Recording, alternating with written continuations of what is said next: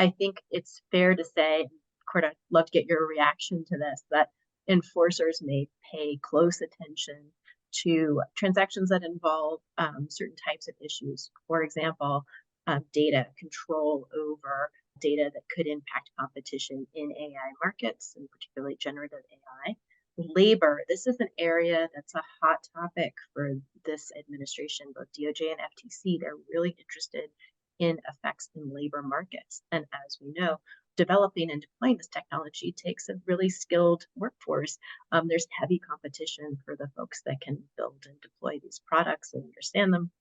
And so labor theories around transactions involving skilled workers, I think, would be another area of interest.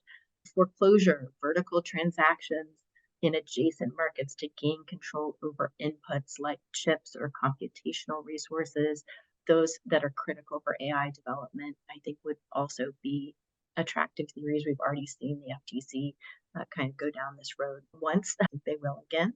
And then, of course, because of the high cost of creating pre-trained base models in generative AI, that could lead to markets where the highest quality models are controlled only by a very few incumbents, and that can raise barriers of entry that would be, I think, carefully examined in the context of transactions as well.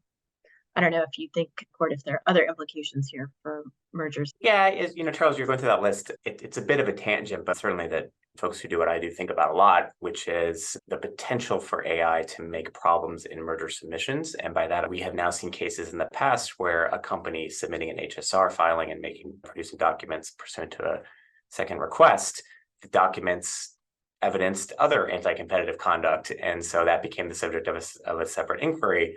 Building on a point I mentioned earlier, the Collusion Strike Force is using AI, we understand, to look for patterns in data that's submitted to the government and then looking for problematic conduct based on those patterns. It's not hard to imagine, and I have no knowledge one way or the other, but a scenario where a similar technology wouldn't be deployed on an HSR or the documents submitted pursuant to an HSR to look for other patterns that could be problematic. And so we have counseled folks to be very thoughtful about their HSR submissions and whatnot. And I think all this goes to the point that to the extent that AI can make regulators and enforcers more effective by making their ability to detect conduct more efficiently and at lower cost than would traditionally be required with human review of data that may not even be possible with the size of some data sets that are out there. So that's a bit of a frolic from where you were, Terrell, but it occurred to me as you were going through that list. Yeah, no, actually, I'm really glad you raised the whole HSR thing, because those of us that deal with HSR world on the day-to-day have been spending a lot of time analyzing the proposed HSR rule change, which will significantly increase the amount of information and data that reportable transactions are going to bring in the file. And one of the things we've been talking about is how are the agencies even going to have resources to review files that used to be this thick that are going to be this thick. And you're right. I think the technology is going to be used in that context. We'll also be bringing a lot more information to regulators about certain deals, so they may try to test out some of these theories we've been talking about in that context.